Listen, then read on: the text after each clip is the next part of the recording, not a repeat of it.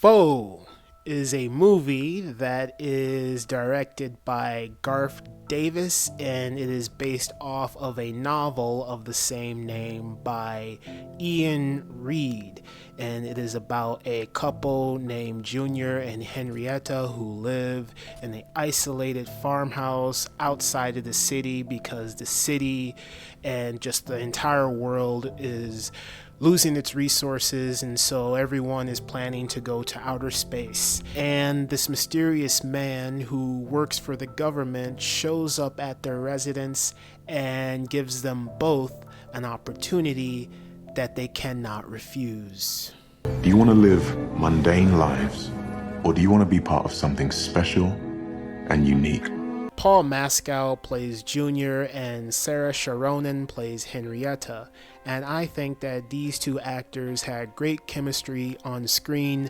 I believed them as these two characters. I fell into their relationship and I believed in their relationship because when the movie begins, we see Sarah Sharonan's character and she's crying and she's wondering what happened to her marriage with her husband. And then when we see her husband, he's very distant. And when I first meet these two characters, I'm wondering why they hate each other so much. And then the characters even ask each other that question.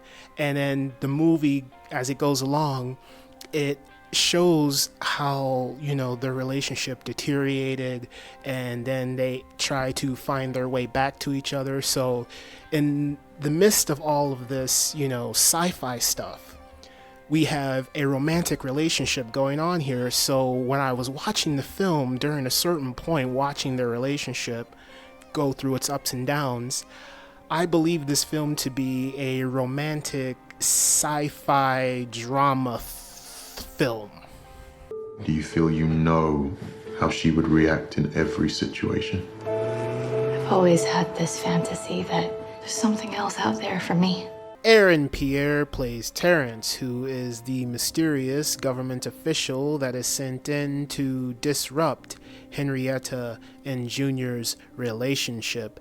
Terrence gives Junior the opportunity to inhabit the new habitat that human beings have carved out for themselves in outer space, and this causes a further rift in his relationship to his wife, like they didn't have problems already.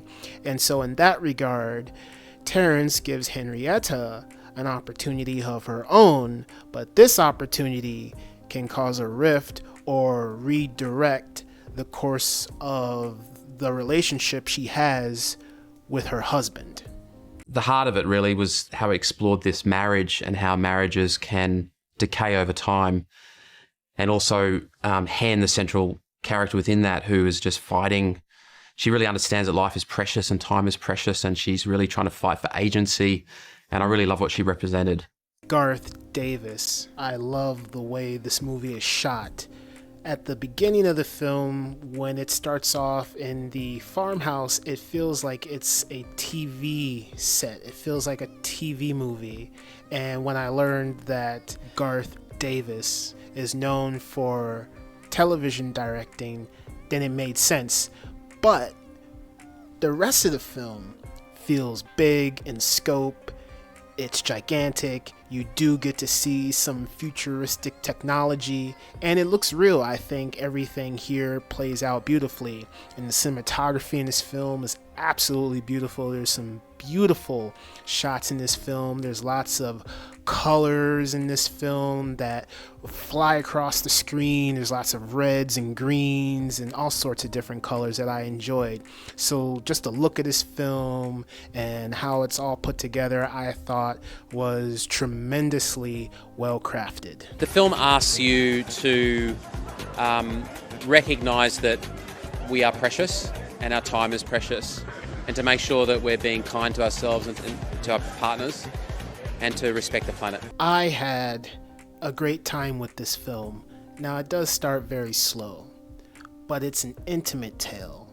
It gets you to understand and get to know who these characters are and get intimate with them and their relationship. You're like with them as they're progressing through the riffraff of their marriage. And then when Terrence comes in, it causes a further rift, and it's just kind of heartbreaking, and it's sad, and there's just like lots of sad moments in here. And then like there's a turning point in this film, and I didn't see it coming, and it floored me so much because of the performances here. Like, from the actors are just phenomenal, and then the directing here, and then the story, how it's crafted, and then just the way it's shot and everything just really sucks me into it. And so then by the end of it all, I'm just completely absorbed in the experience. I'm head over heels for it. I want to know more. I want to read the book.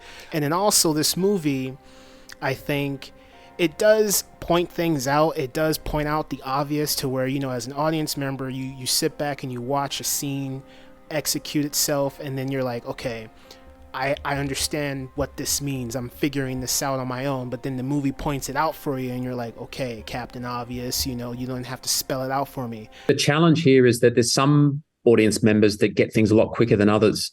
And which one do you serve? There were a few scenes where they did spell it out for me, and I didn't want it to do that.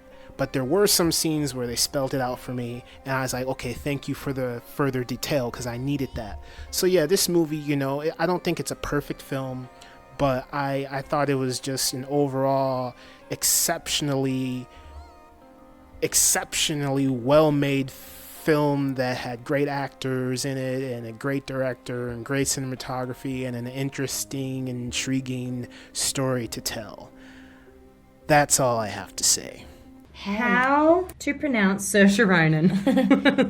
It's Saoirse. Saoirse Ronan. I'm very sorry if I butcher that. I butcher names all the time. I don't understand these names, man.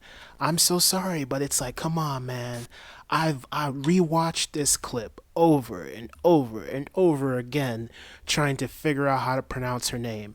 And I'm sorry if I butchered it. I just can't get it right with these names nowadays. I don't understand. Saoirse.